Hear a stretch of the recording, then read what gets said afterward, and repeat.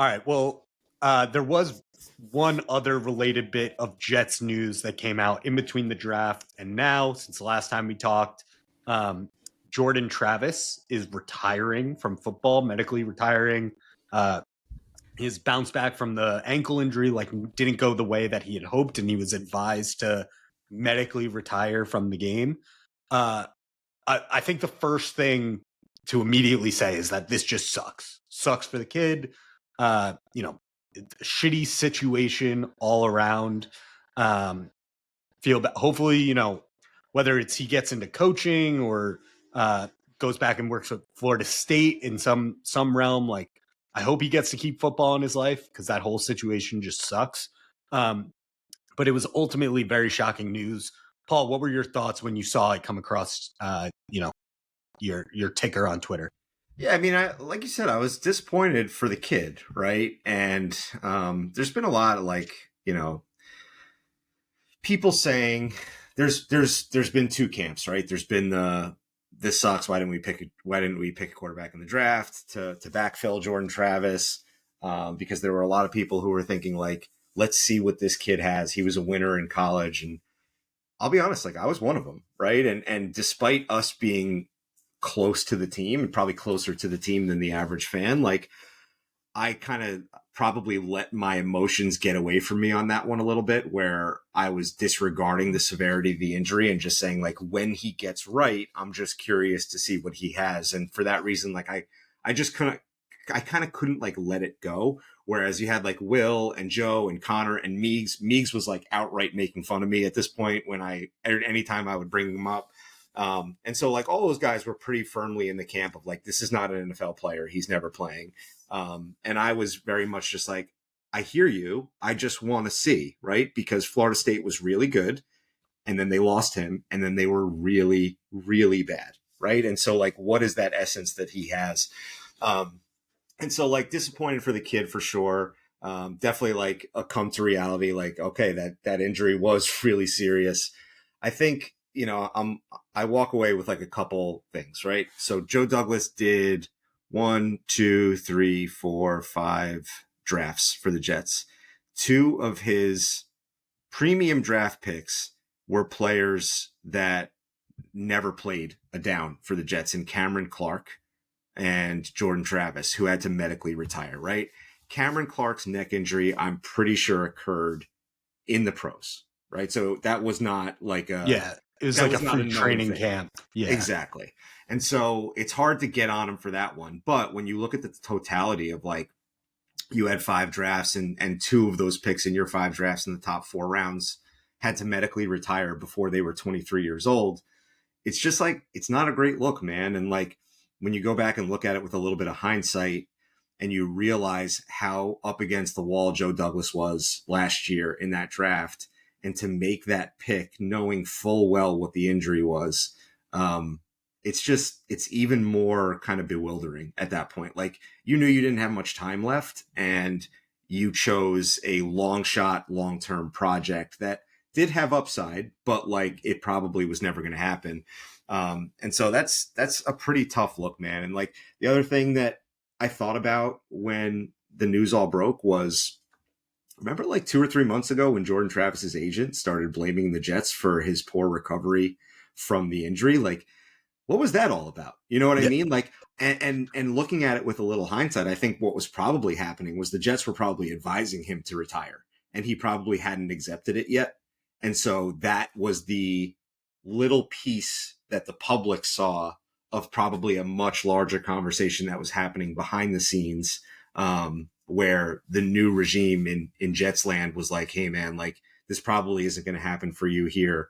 And trying to get him to take that, take that news and retire and go into coaching or whatever he's going to do next. So, all in all, like start to finish, pretty weird story in Jets history here, and definitely sad. And I hope that he finds his way in coaching for sure. Yeah. I think,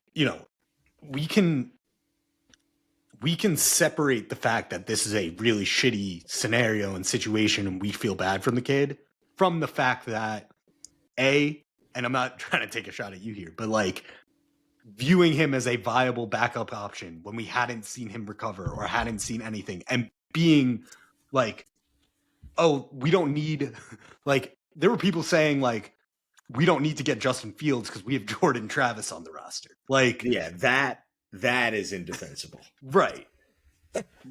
Hindsight obviously makes that clear, but at the time it was like, what are we doing?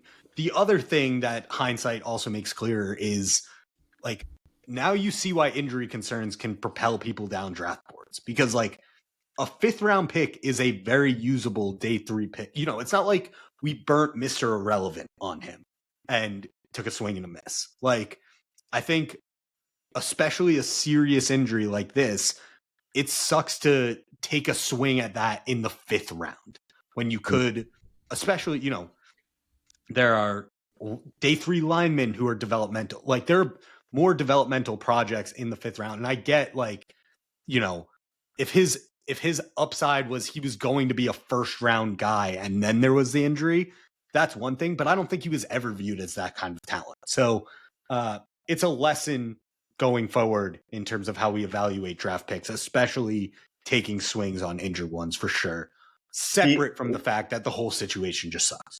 Totally. And one more thing on the Jordan Travis point before we move on is like, you know, obviously nobody likes a scintillating hot take more than me, and nobody likes, you know, getting into some beef and everything. But at the end of the day, like, I'm a lover, not a fighter. And I think the Jordan Travis thing was a good encapsulation of like what not having a quarterback for so long does to a fan base. And like, there's nothing wrong with wanting a guy to be successful, right? Like, we're big at Badlands that like, we're not going to tell you how to fan. We're not going to tell you what to do or how to be a fan.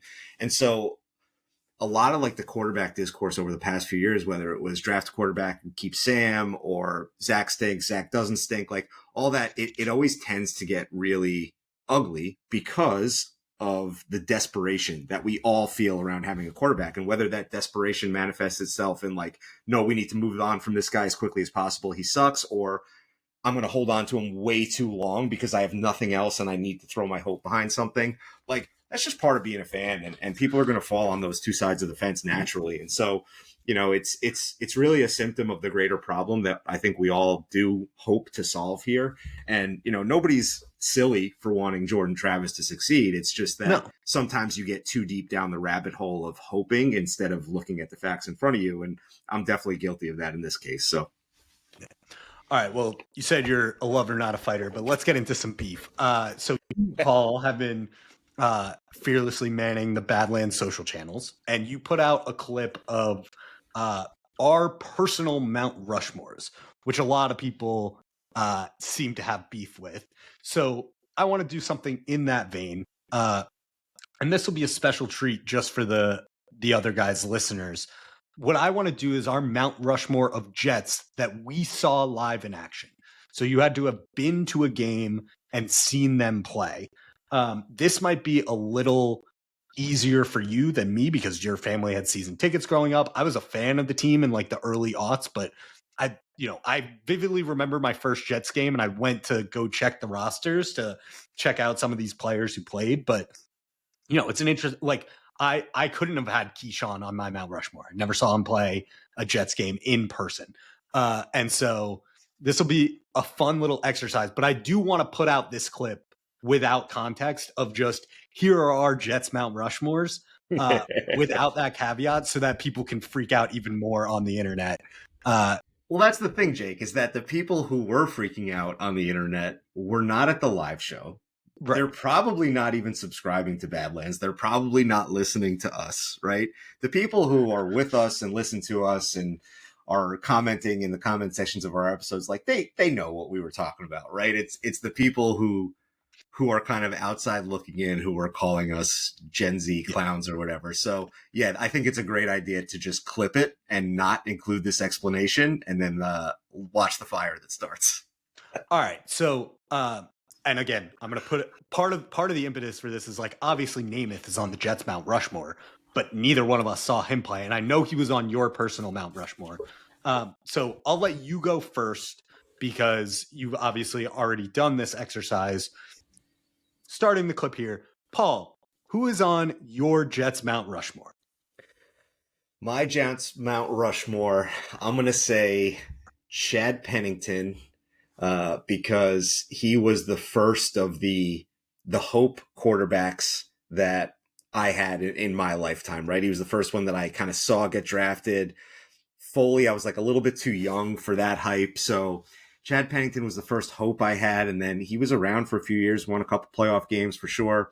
Curtis Martin, top 5 running back in NFL history. I don't care what anybody says. I was at the game against the Steelers where he rushed for 200 and something yards in the snow. Awesome. And then I'm having trouble with 3 and 4 because there's 3 people that I want to put in. I'm with Corbett and Coles. Like Corbett and Coles are, those are 2 guys that like when I was a kid, like my AIM screen name was like Jets 8780, right? Like I loved those dudes.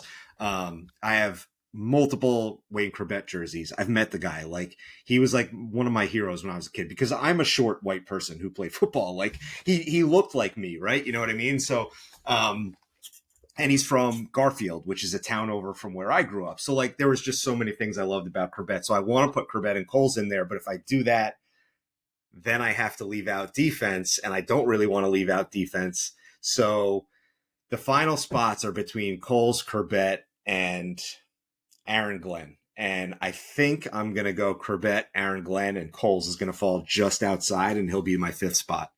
How about you? So wait, can you repeat your 4 for me again? Yeah, so you got Curtis, Pennington, Curtis, Coles, and Corbett? Pennington, Corbett, and Aaron Glenn. Oh, and Aaron Glenn. All right, that's solid 4. That's solid 4. I'm going to be obvious with my first pick. My first pick is Revis.